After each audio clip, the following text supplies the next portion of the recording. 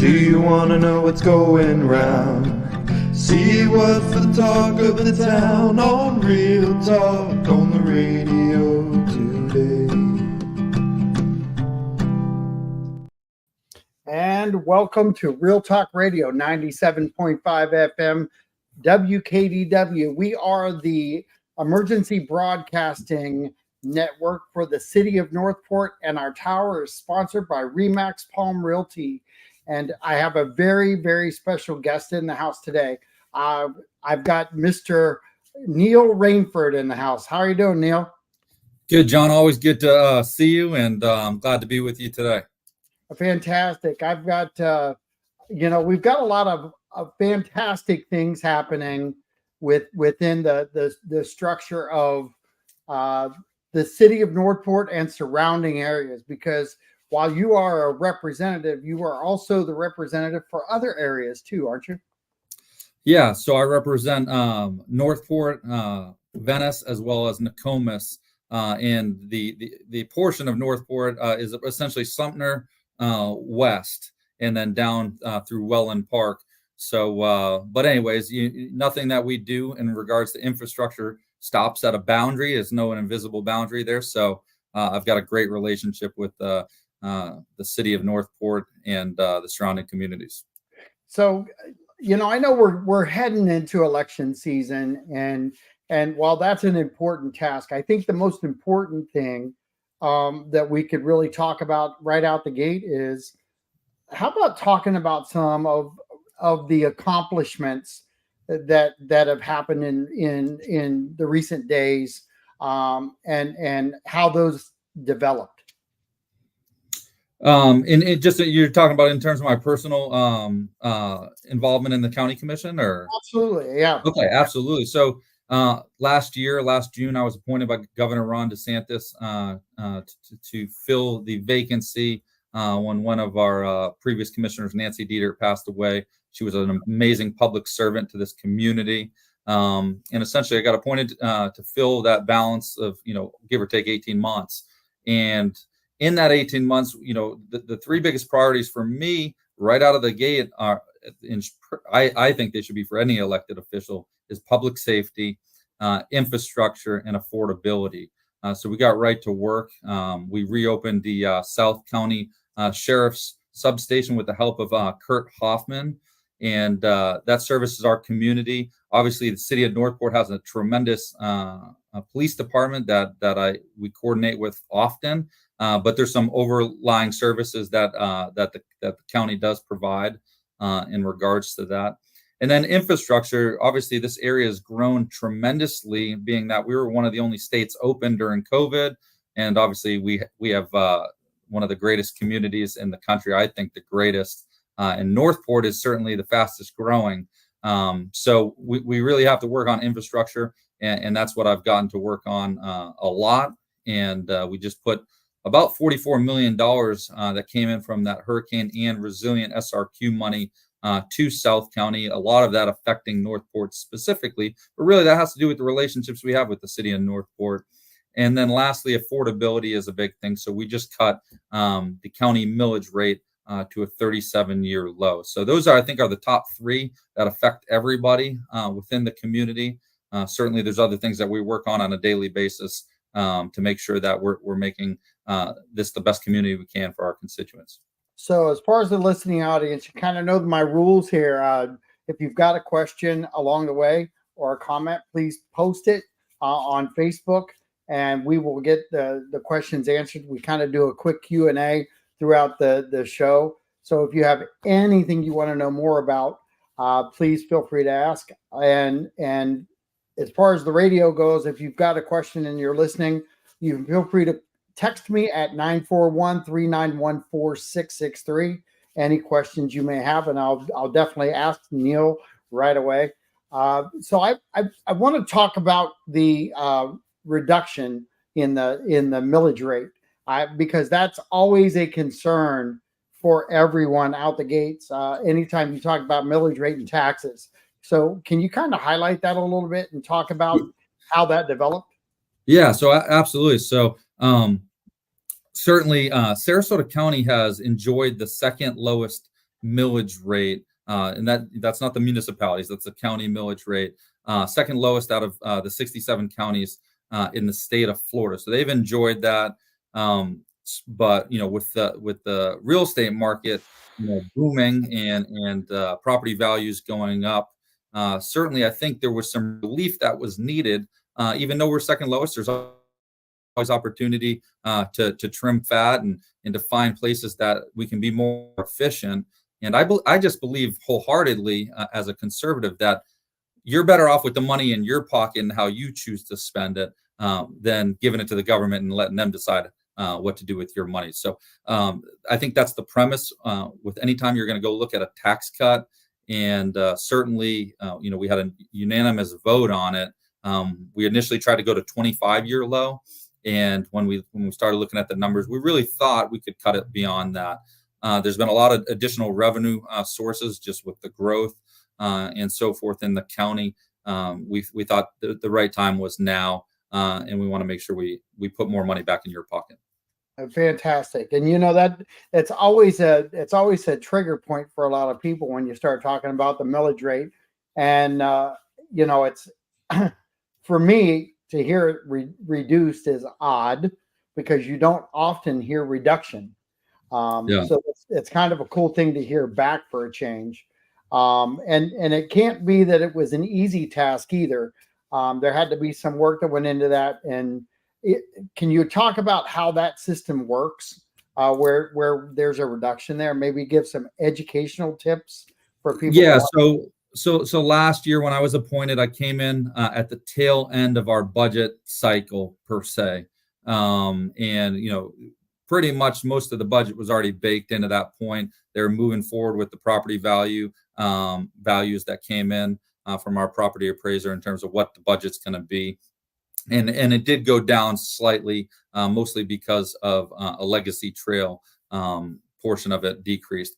But this year, as we moved throughout the year, it was always my personal intention to try to find a way to offer a tax cut to the residents because of our property values have continued to climb just because everybody's moving here. And a lot of people, specifically in District 3, Northport, Venice, are on fixed income. So their income doesn't necessarily change, even though their property value might. So that's why I thought it was so important to have that.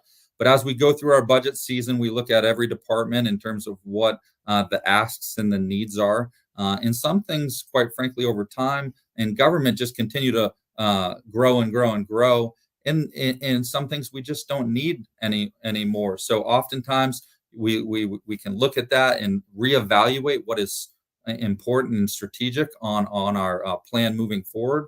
And I think when we did that this year, infrastructure is a big part of it. And we got a lot of infrastructure we need to focus on, but there were other areas that I think that we can tighten up. And we put that on staff to really look at all the areas that we could tighten to make sure that we could give this money back to the taxpayer. So that's through a number of different budget cycles and meetings and hearing from the different directors and constitutional officers as well. Well, what I find ironic is I hear a lot of people chattering all over the social media sites out there, and they're always chattering about we got to get rid of these commissioners because our taxes are going up. Well, I kind of want to highlight something. You just talked about a reduction of taxes on the millage rate. So if you're interested in on the county level, not focusing in on tax increase, that would be a good idea to pay attention to who is working to do tax reduction through the millage rate. And we've had 3 straight years of millage rate stabilization in the city of Northport, where we have not done a millage rate increase. So again, whoever's in office currently is obviously paying attention to keeping control of these things and trying to keep millage rates down. So you got some check marks. Just because it's a election season out there, you might as well bring it up and talk about the importance of that. As far as you're concerned, though, this was a target when you got into office, though, wasn't it? Well, I mean, it's my mentality. I come from my background's in business. I work for a manufacturer that employs 250 working families and team members. And I hear about the costs going up. We're seeing this with inflation across the board, whether it's groceries, whether it's at the gas pump, and so forth. And again, going back to my previous point, I just think that they're better off with the money in their pocket, deciding for their families what's most important. Once we get beyond public safety and infrastructure, I think they're better off making those decisions. So naturally, I think I would always be looking to cut taxes as long as it's doable in regards to that. And you brought up a good point, John, in terms of there's a lot of I think since I've cut taxes specifically for such a large amount to a 37-year low, some people are shooting arrows, and they're saying that we raised taxes. The only way you could ever say that anybody raised taxes is just that our tax base got larger. If more people moved here in the last 4 years, and there's additional homes and businesses, there's more people paying into that pot. But the actual millage rate is lower. So we certainly lowered the tax rate for everybody. Yeah, I think a lot of people get confused by their assessed value of their homes, and I guess that's all Neil's fault, right? It's not my fault. I've been there 1 year, and hopefully you haven't seen a huge increase since then. But once you get your tax bill this year, you'll see that the millage rate went down. Right, and there's an increase on your home, and then there's a millage rate. So what we're talking about are actually two different things, right? Absolutely. So they're multiplied against each other. So certainly, if the property appraiser gets out of whack and does something that he's not supposed to do, which I've heard of in the city of Northport often when I'm meeting with people at their personal residence. I met with several veterans that essentially they replaced their roof after Hurricane Ian, and they got a raise in the value of their home as if it was an improvement. I talked to the property appraiser about that right away when I got appointed, and they said they're no longer going to practice that. But you have someone on a fixed income gets a raise in their property value multiplied by whatever the tax rate is. That's going to be problematic. So I think it's important that we put more money back in their pockets, and that's why we went to that step of cutting taxes. And frankly, commissions before me had the opportunity to do that. They did not. I've worked with these commissioners that are currently sitting to my left and to my right for quite a while outside of this political space, and we've developed relationships where we were able to meet on some common ground to put more money back in the taxpayer's pocket. So you got appointed. So I don't want to drag that down because everybody deserves the opportunity. But I want to ask you this: what's going to make you a stronger candidate when you get elected? What have you learned from this tenure now that's going to boost you through re-election? Oh, absolutely. I mean, well, a couple of different things on the county side of things. Certainly, when I got appointed, coming from the private sector, you just see the level of bureaucracy that exists in all areas, and you see instantly places you can start saving. So that certainly helps having that business experience going into the county commission. And I've had a year to start dissecting a lot of those different departments and seeing where opportunities lie. On the political side of it, certainly I think that I've been able to in this year meet with thousands and thousands of residents and really hear what's most important to them. I had a feeling I knew what they are, and it's it is my top 3 priorities. That is what is most important to our constituents. And I keep hearing that when I meet with them at their doors or I meet with them in meetings. Everybody's welcome to reach out and meet with me. I try to make myself as accessible as possible to you. And when we meet, I hear your concerns loud and clear, and I take them to the dais with me so that when we're making decisions, we're not making decisions in regards to someone else's interest. We're making decisions in regards to your interests. And so you've got a great working relationship with the citizens. You talked about that a little bit before we jumped on the air, that you've been meeting with a lot of citizens. You've gotten a lot of insight there. I want you to talk to me about what the relationships you've had to mold and work with as far as in the developers world. How does that all fit together as a county commissioner? Well, so when I think I got to back up to the appointment process to kind of let you know where that starts. Sure. So when I went to be appointed by Governor DeSantis, I don't know the exact amount of people that applied for that appointment, but I believe it's over 10 people.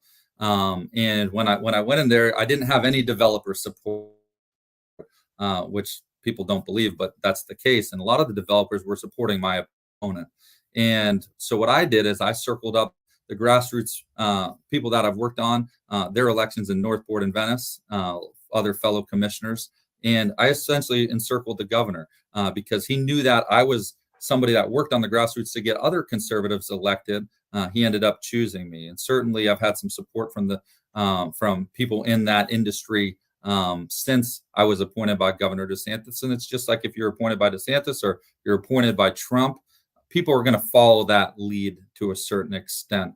So when it comes to the relationship, we have a UDC. I know that Northport is working on theirs currently, but in the county, we have a UDC that is our guidelines to follow for any type of development, whether that's a single family residence or multifamily or commercial. There's guidelines that go to that. The only time that it really comes before us if they're asking for really changes to that, whether that's an increase in density or intensity or a change in zoning designation, that would come before me, and we have to weigh in on that. As you've seen for this first year that I've been in office, I've voted against many of those increases.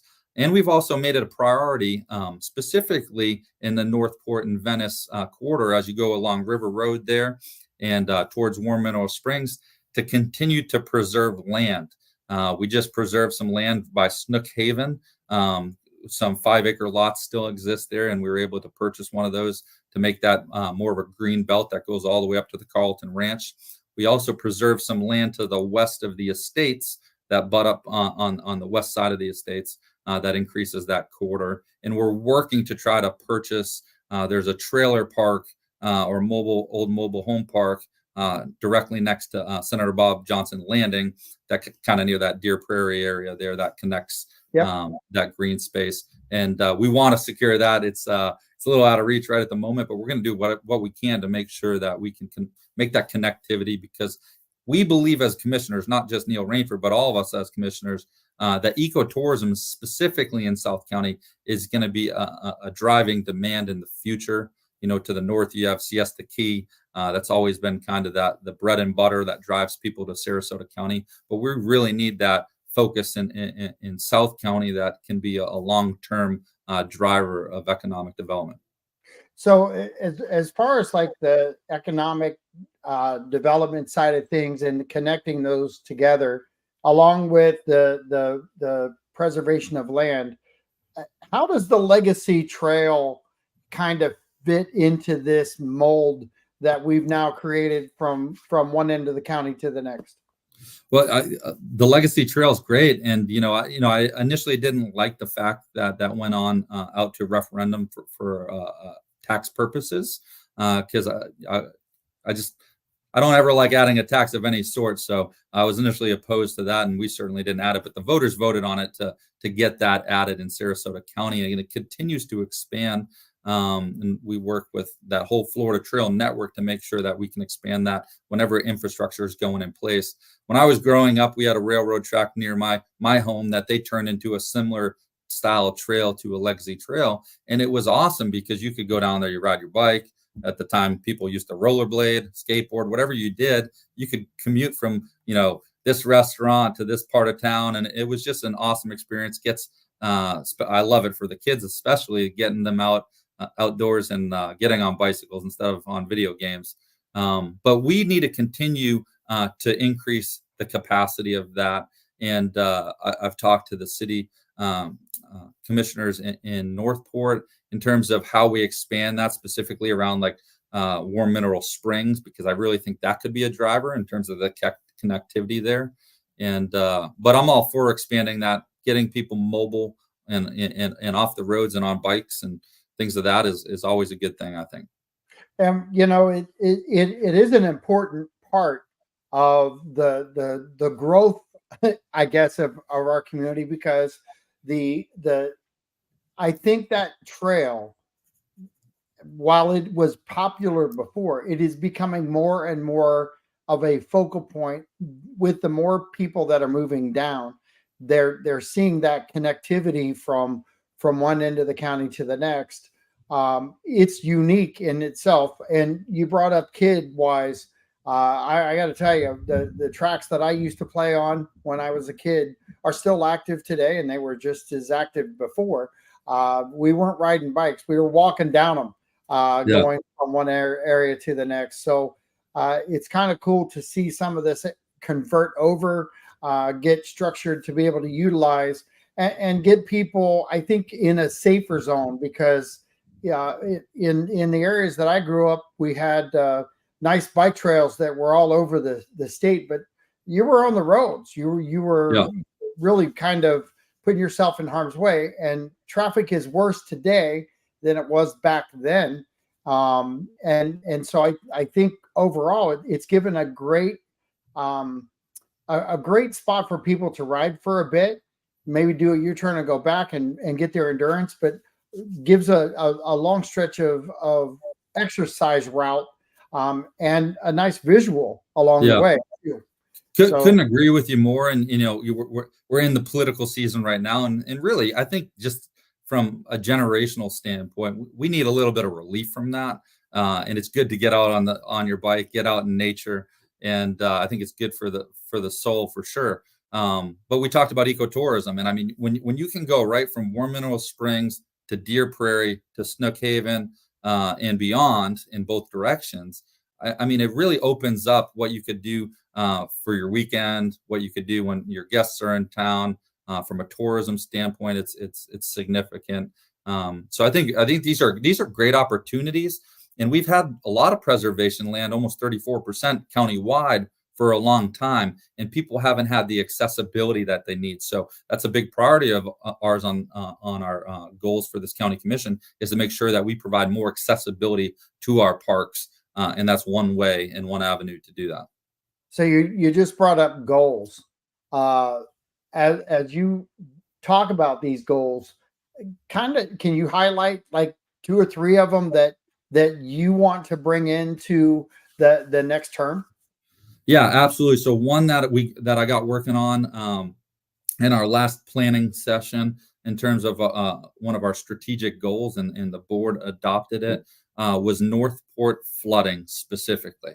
So in the city of Northport and some of Venice, you essentially have a sheet flow that comes down from the north part of the county. If it rains 1 inch there, it ends up 10 or 12 inches in the estates and beyond. Yep.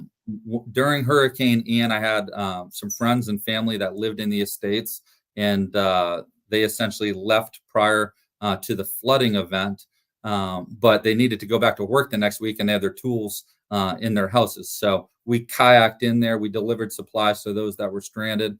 We got their tools so that they could get back to work. And I realized that the significance of that. Most of the flooding that I was seeing was on average about 1 inch or 2 away from people's garage doors. And obviously that was a significant storm. But I was like, we have to find a way to long-term mitigate this, to protect our residents. But also, when I talk about affordability, I think it's going to, in the long term, play into that and reduce potential flood insurance. So we've been working on different avenues to how do we stop that sheet flow, divert the sheet flow, or retain the sheet flow so that it keeps it out of the housing areas in the north part of Northport there. That's a strategic plan of mine. Certainly, we talked about infrastructure a lot, and a lot of that money went to Northport in terms of what was damaged during Hurricane Ian. But certainly those are 2 of the top priorities for Northport specifically, and how we move forward with those goals. We're talking about water quality all the time. Water quality is our way of life in Sarasota County. Governor DeSantis just approved $500,000 to go to Midnight Pass to reopen that. That helps some of our bays as well. And then I've spoken out on Warm Mineral Springs. It is just outside of my district, but like I said, I don't draw lines in the sand and say I don't go beyond that to help. And I've spoken to the commissioners, I've spoken to our state legislators on how we preserve that amazing spring. It's even more amazing that it's warm. But when I used to come to Florida as a kid, I used to go swimming in the springs all the time. I thought it was one of our greatest features of the state of Florida, and certainly is of the community in Northport. And we've got that out to staff right now, and they're doing some reviews to try to restore those buildings, and we're really kind of diving deep into preservation of the buildings. Right now, I know this current commission, just because I've had them on so much and we've talked about it in depth. Nobody's really wanting to do anything to hurt the water or the surrounding areas, but there are things that, as far as the economic side of things, that have to be addressed and developed, just like everything else within the county. So you guys have a lot of responsibility, whether it's in your zone or not in your zone. Yeah. Those relationships, those developed areas, they are directly connected to everything that all the commissioners do, whether it's at the county level or at the city level. Isn't that correct? Absolutely. So, I mean, I certainly wouldn't have put my hand on the hot button if I didn't have solutions that I thought I could offer. The city commissioners of Northport do a tremendous job, and they have a lot, just like Sarasota County, there's a lot of things that they have to do with their finances. Obviously, there's been talks of police stations. We're having similar conversations in Sarasota County of our sheriff's station.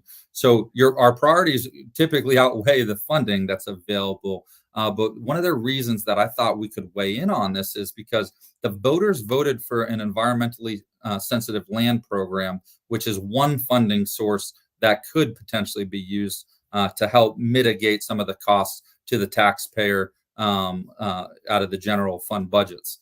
And so that's one thing. I also talked with our state legislature, and DeSantis has, and I'll get the number incorrect today on today's call, but I think it was over 40 springs that they put money to at one point in time. So there's different avenues. A lot of times you're bundling 5 or 6 different avenues, but I think that's why the relationship with city commissioners and county commissioners is so important, because we cross over and we can help each other. We also put more power to something. If we go to this Tallahassee to get additional funds, it certainly speaks louder if the city commission and the county commission are on the same page. So what are the partnerships like with the city of Northport and yourself? And can you talk about the value of that? Oh, 100%. So, for me being there just 1 year, I would say it's still in its infancy, but they've been absolutely tremendous to work with. And from what I've heard from others that have been there longer, this relationship's probably the most positive that it's been in a long, long time. Certainly when we spoke to them about the resilient SRQ money, I mean, I get it. Like, they were the most affected in the entire area. And I heard them loud and clear. We could have put all that money towards Sarasota County projects. We chose to put it to the municipalities first because they were affected more than a lot of the county areas. And I consider it being within the county. They're still county taxpayers. So I represent you, whether you're in the city of Northport or the city of Venice, just as if you're unincorporated. So those relationships have been great. Staff has been great to me.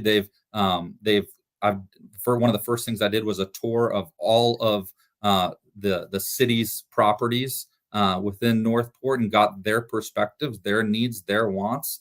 That way I can weigh those out when I'm making decisions at the county level.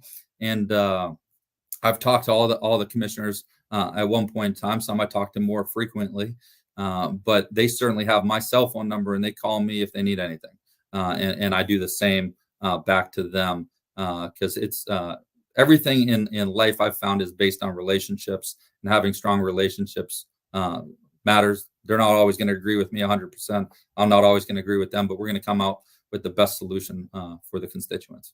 So as far as like the citizens are concerned, why, kind of do an educational here on why it's important for commissioners from the city and from the county to actually work together in a cohesive effort.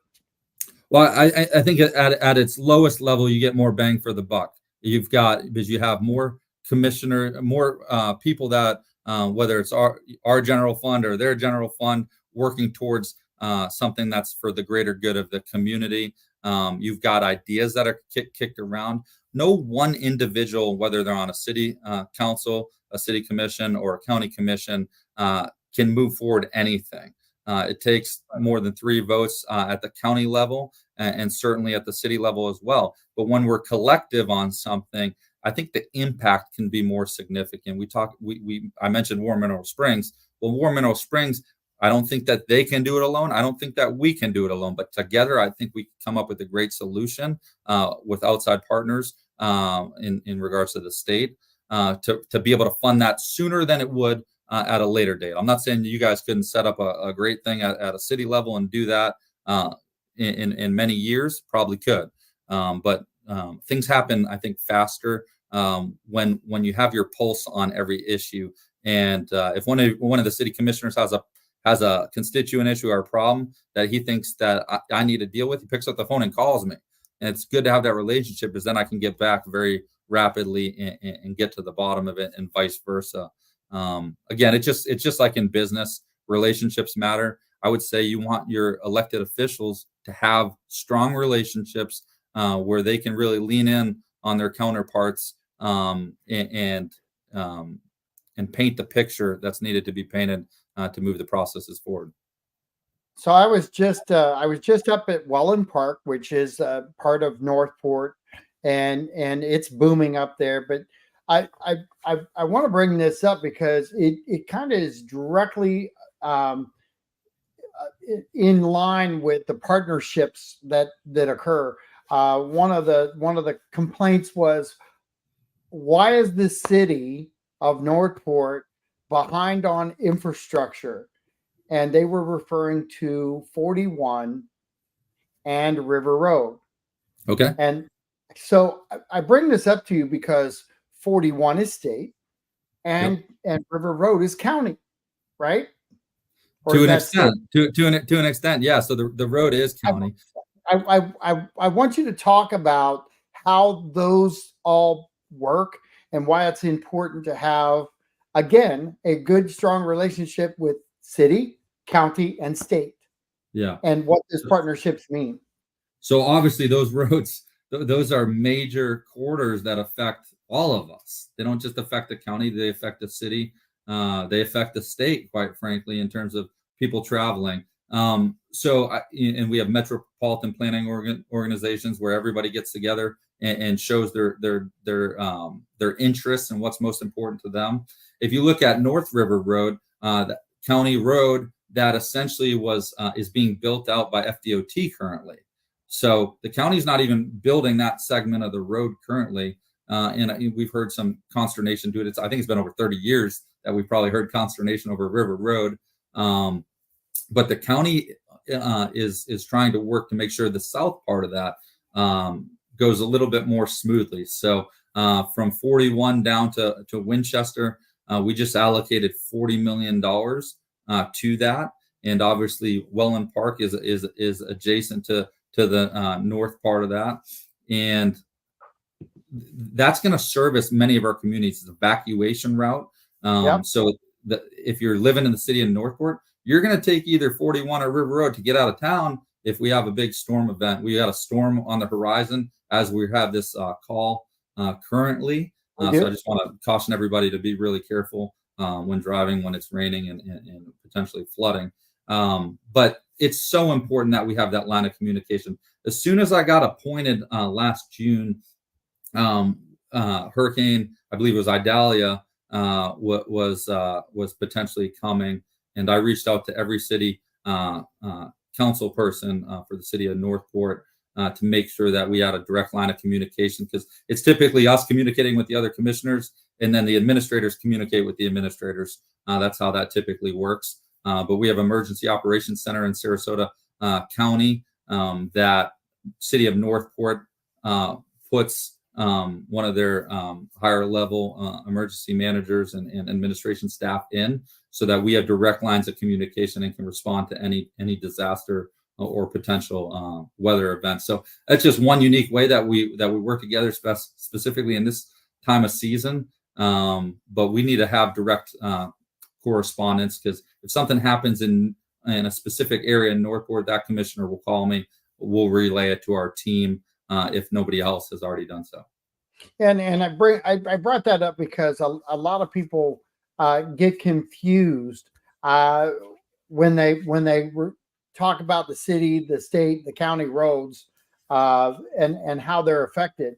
The blank expression sometimes from a city representative when you're talking about US 41 and the changes, it's because they know about those changes, but it's really a state event. It's really not the city controlling it, and not at the city level.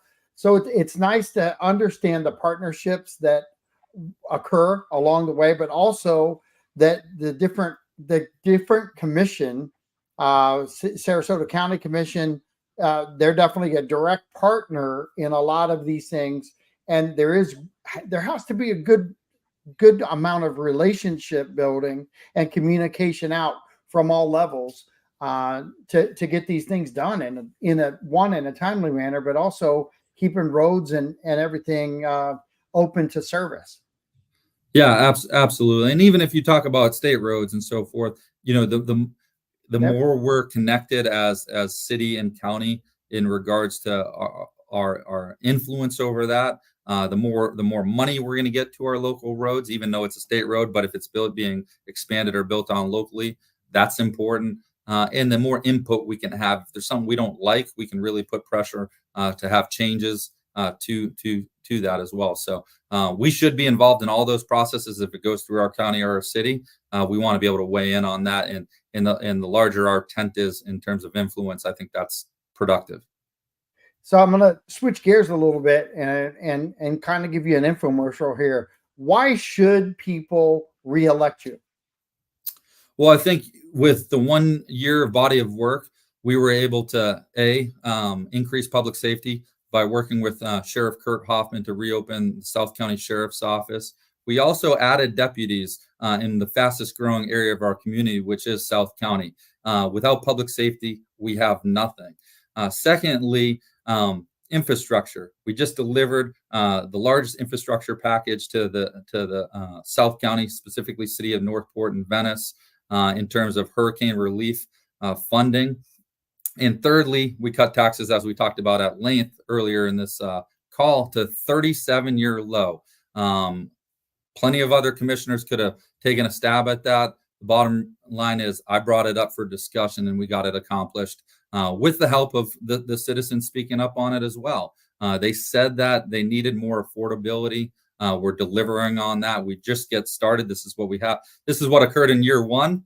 I think the possibilities are endless as we move forward, as we continue to cut back overspending that has occurred for far too long, and really put the money back in the hands of the taxpayer so they can make the best decisions with it. But I hope to certainly represent you for 4 more years. And the election is August 20th. So it's important that you get out and vote in your primaries. I think local elected officials have the most influence in your life. Certainly people are going to be paying a lot of attention to presidential elections, but the roads you drive on, the infrastructure that's in place, and your taxes here locally are more important to you than you probably would ever think. If you had one thing that you could have on your wish list that you could change at the county level, that you could, another topic. So you brought up taxes and you got that reduction. What's your next target? Next target. So I just think that, like, I'm wholeheartedly, as a conservative, I believe that public safety, infrastructure, and affordability are most important. Once it gets beyond that, and I'm reiterating myself, but once it gets beyond that, I really think that money belongs in your pocket. So we've expanded a lot of the nonprofit investment in the county and so forth over the years. You've seen in this last year that I've tried to rein that in a little bit. I think we need to rein it in more. And these are great organizations. I have nothing against these organizations. On my personal dollar, I'm happy to choose the organizations that I think are important to me. And I think you should have the ability to do the same But I think that influence specifically within county government has helped it to grow the government. And I don't really love the idea of government growing beyond what it already is. So I think that we need to rein in the areas that we're spending. If it's not infrastructure related, if it's not public safety purpose, then I think that money needs to be reined in a little bit. So certainly that's been my focus year one, but I'm certainly going to continue to focus on that. And I just think we live in the best place in the country. We get overall high 90% ratings in our county survey. So I'm all ears and certainly listening if there's something that we're missing that's important to you. But we're continue to invest in infrastructure to make sure South County remains the number one place to live in the country. So as a Sarasota County Commissioner, you're very active out in the community itself. How much time do you actually spend in the office and grinding versus out in the community actually grinding? So, well, that's a great question, and it might be different for different commissioners. So the county building is all the way up off of Ringling in downtown Sarasota. So I try to spend as least amount of time at the county offices as possible, because then I'm not close to my constituents. So we certainly spend time there. We get briefings on all of our meetings. I can study for my meetings anywhere as long as I have a computer. Oftentimes it's 7,000 pages that we're studying. So I like to meet individually with constituents. I think that is the most valuable thing that I can do, whether that's 15 minutes, 30 minutes, an hour. I try to be as accessible as possible because I think that's where your time is best spent. Certainly, they're busy days, and we're working well over 100 hours a week on what we're doing. But I think this is a public purpose. It's the only reason I got involved. I believe I can be a public servant to you and to make sure that I'm working in your best interests. So I think the constituents will tell me if I'm doing that wrong. But I believe that being in the community and not being in the office downtown is better for South Sarasota. So I've got a question from Mr. Chuck English. How you doing, Chuck? Sir, could you address water capacity, future water capacity, and water quality as it relates to development based on the level of growth and the well going to go dry? Absolutely. Great Yep. question, Mr. English, and I appreciate that. That's a concern I heard from day one in terms of if we were going to be in a position where we could potentially run out of water. We addressed that this year with the third reservoir discussion at Peace River. So with our third reservoir, we're able to get enough capacity, essentially take us out another 25 years. Certainly, City of Northport has their own water resource. Other municipalities have their own, but from a county specific standpoint, that is our next goal, is to get that third reservoir up and running. We voted to move forward with that process, and other municipalities are going to pull a little bit from that, but that'll give us over 20 years of capacity in that reservoir. But certainly a concern that is heard often, but we're in no risk of running out of water. And we just won the number one drinking water in District 10, thanks to our new utilities director. She used to run our water department, but she did a great job there in terms of making sure we had some of the best quality water as well.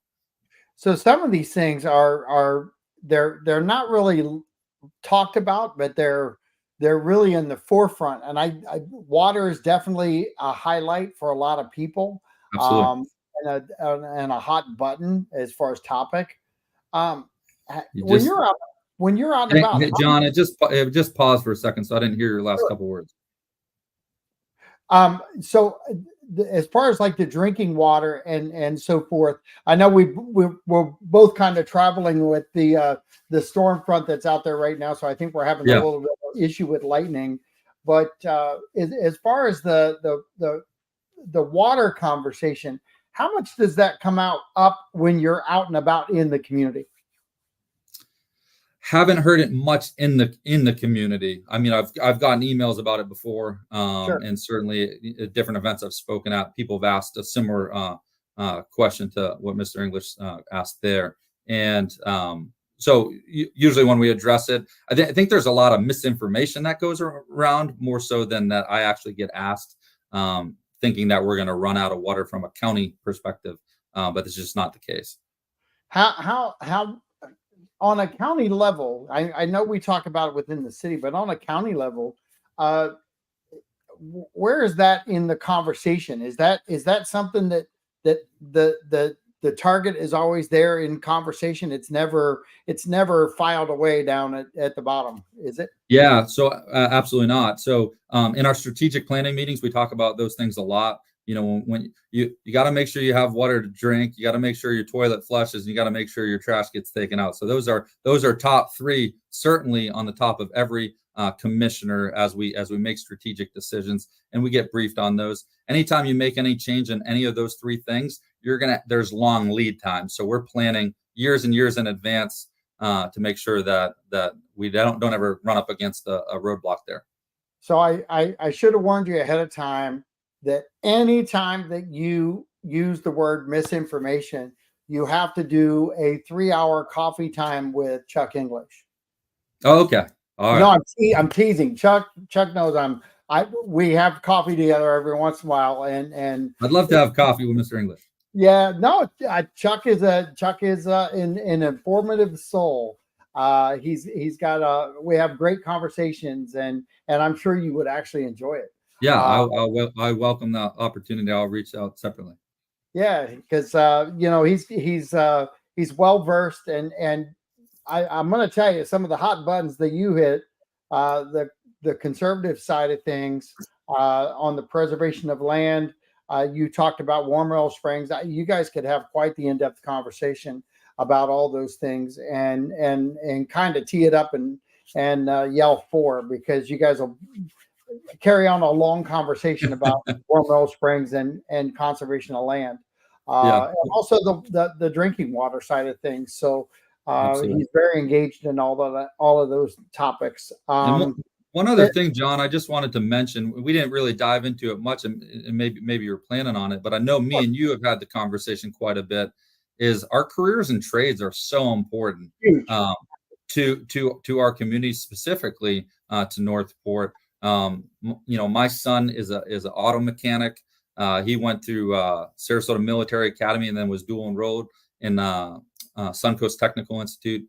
Has a very high paying job, was able to stay here in this community. It's important that our kids and our grandkids have that same opportunity. With Northport getting new hospitals here in the near future, which I know that I think every resident I've talked to is excited about that. We're going to need more nurses. We're also going to need more tradespeople. So a lot of that's on the school side of things, but the county commission works directly on that as well. And you're going to see in the near future that we put some funding towards careers and trades. And I think that's just vital, specifically in Northport. Northport's a blue collar community. Out of the 250 jobs I have at my private business, I'd venture to guess that a third of them come from Northport. So it's important to me, and I think I get a daily dose of that. So I'm looking forward to working on that. Well, and I was just over at FTC and talked to Mike Indy, who's the administrator over there, and the plans are huge. The undertaking is huge, and we've got about a 2-year, maybe 3-year window with build out of the hospitals to bring STC along at the same rate, so that we can start pushing nurses out and tradesmen and skill sets out that are required at these hospitals. Because the truth of the matter is, and you know this as well as I do, as soon as we get hospitals here, we are the supplier of a lot of nurses and techs and aides to Sarasota Memorial overall. And that transition to I think 2 hospitals right now, with Sarasota Memorial at Laurel Road and Sarasota Memorial, and doctors, put their doctors in there too up in Sarasota. We've got 3 hospitals. We're about to double that and really add one more with the behavioral health hospital that's opened up on Toledo Blade. So we've got 4 destination hospitals opening up in South County, with an additional 3 that are already part of the fabric of our community. So it's going to be a massive change, and all of these relationships that you've built and that you're talking about, they're going to be impactful, aren't they? I mean, that's the goal, right? We don't want our kids going off to college or going off to nursing school and then moving on to different communities when they can stay right here where we have a tremendous need. And I think we're going to see that need when these hospitals start to open, that, they're going to probably have a tough time hiring and us keeping up with the capacity that they need in terms of number of employees. So I know you're close to people that are working on that every day. I'm certainly going to do within my power everything possible to increase the opportunities for our children and our nurses to stay here in town. How important is it for a Sarasota County Commissioner to be part? I'm going to ask this question. It's going to sound weird how I ask it, but the hospitals and what was your involvement as a county level to these conversations and triggering all of the things that are happening? So I mean, I've had them on the private sector, certainly quite a bit, and expressed the need prior to becoming a county commissioner. Certainly, I know that the city of Northport has had lots and lots of conversations. So anytime I get in front of a hospital official, I reiterate that Northport's still waiting and that they're ready, and let's get these things moving. I've worked in that space on the private sector where I've built relationships with a lot of people at the different hospitals, where at least I can lean on them a little bit. Certainly they make their own business decisions, and they've got their own boards that they respond to. I think there's no doubt that there's a need in Northport and in general South County. But certainly wherever I can be impactful on that, I am. I certainly meet with the different leaders within the college spaces. Some of them were prior elected officials. So I think that we've got a good thing going on there, making sure that the leadership of our local colleges are producing the jobs that we need, as well as the STCs of the world, to make sure we're pushing out the jobs we need in our community. Awesome. So I'm going to go back here for a second because Robin is a faithful listener too, but she just chimed in. Hi, Robin. So we kind of highlighted Wormhole Springs earlier in the show, but she would like to know exactly what you are doing to keep your promise to the Northport residents regarding Wormhole Springs. Absolutely. No, I'm passionate about Wormhole Springs, and I certainly know Robin is. I often read what she writes in regards to Wormhole Springs. So obviously it's under the jurisdiction of the city. And that's why I reached out directly to them and let them know potential ways that we could help. Also reached out to the Conservation Foundation to see if they would to suggest maybe some ideas that the county and the conservation group could work with the city to do that. My understanding is that those conversations are ongoing. I know there was a report that came back in May, and that the city council is certainly trying to figure out like the buildings and that specifically. But as a county, we have control over the environmental funds that we can allocate to that. And I certainly would work with my fellow commissioners to make sure that this is a top priority if the city council would work with us on that. And I think that they will at the right time. And they're working through that process now of exactly how they're going to lay that out. But they have my cell phone number, and rest assured they'll call me when they need money, I'm sure. Absolutely. And Robin, if you'll check out the very first part, I think we were about 15 or 20 minutes in to the show. We really did overlay a lot of information about Wormhole Springs, but we're kind of approaching the end of our hour, believe it or not. I can't believe it went this quick. I really and truly enjoyed having you on, and appreciate your time. We've got about 1 minute left, so I've got 55 seconds. how do you want to end the show, my friend? It's all yours. Yeah, no, I mean, I always want to start by thanking you, John. It's always been a pleasure when I've been around you and I appreciate you extending the invitation. I love that you allow the interaction with your citizens and Robin and Mr. English, who I have not met in person. I look forward to meeting them and working on what's important for them. But ultimately, I'd love to have your support in August 20th, in the primary. We've started the great work that needs to happen over the last year after Governor DeSantis appointed me. We're not done yet. We got a lot of work to do, especially as they mentioned on the Warm Mineral Springs.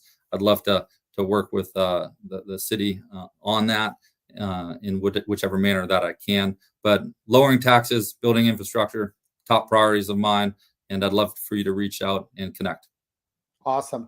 This is John Rawlings. Hang in there for a second, Neil. This is John Rawlings with WKDW Radio 97.5 saying thanks and have a great day and be safe out there. Special thanks to Remax Palm Realty for sponsoring the tower. Bye-bye now.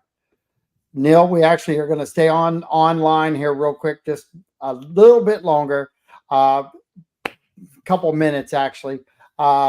Many doors are open, many doors are closed as far as grants and other options because of the commission does not want to abandon the P3. And he's talking not about your commission, but Yeah, no, I'm familiar with what he's talking about. I think I've heard a different tone out of the city commission when I've talked to them in regards to that. I think they're open to exploring some of the different possibilities that could potentially happen at the Warm Mineral Springs. My goal specifically is to make sure that spring's preserved in a manner that it can be enjoyed for future generations. And that's important to me. And I'll do whatever I can to reiterate my view on it. I think they're well aware of where I stand on it. But certainly these conversations are ongoing. The reality is nothing's been built around it, and it doesn't have to be. So we certainly will continue to work together with the city. And I'm going to say something too, because there is something to be said about presentations, and while everyone has to make a decision, you can only make a decision based on the information you're given. And a lot of times the information is that you're given is sometimes one-sided. So if you're dealing with the P3 side of things, it's over here. Now we've got the historians involved. We've got conservation involved. Their story is driven another direction. I got to tell you, I got to believe there's going to be some middle ground. So y'all better get ready, because you're not going to get everything you want. And if you do, there's a whole lot of people that are going to feel totally the opposite way. Compromise is going to be the legitimate answer that I would be steady and steadfast at saying. Everybody needs to just kind of chill, let this process play out, and these great relationships that are developed now, it is key to success, isn't it, Neil? Yeah, and I think, just to reiterate what I said before, I mean, I've heard from City of Northport that the county and the city have had the best relationship they've had in so many years. We'll continue to build on that. We're not going to take shots at each other. We might have differences from time to time, but we're going to work together for the best solution for the residents. I think Warm Mineral Springs is going to be that shining example in the future. Hasn't got there yet, but I think there will be a time where we look back and say the work that the community did in terms of having community involvement, community input, as many have had on this call with commissioners, is going to be important to how that moves forward. Certainly, I'm an advocate of protecting the springs. Absolutely. I appreciate your time, Neil. Thank you so much. And you have a blessed weekend. And maybe we can do this again real soon. I'd love to do it again. I just want to reiterate, everybody be safe this weekend, next coming days with this weather that's forecast. Don't drive through standing water. And if you have any questions at the county level, call 311 and they'll help to get those answered. And by the way, we're projecting, I guess the weather forecast is that we're receiving at the station from the National Weather Forecast is anywhere from 10 to 12 inches of rain. That's the information that I have as well. So Yeah, be very cautious. Obviously, we know that can build up pretty quickly. City of Northport, pay attention. Yes. We're the Emergency Broadcasting Network, 97.5 FM. So contact all of your friends, neighbors, and family members, and remember 97.5 so you can get real up-to-date information if something develops this weekend to that extreme. So I appreciate your time, Neil. Thank you so much. And man, good luck and happy voting, right? Yeah, thank you very much. Have an awesome weekend. Be safe. All right, buddy. Talk to you soon. All right, God bless. Bye-bye. Bye-bye.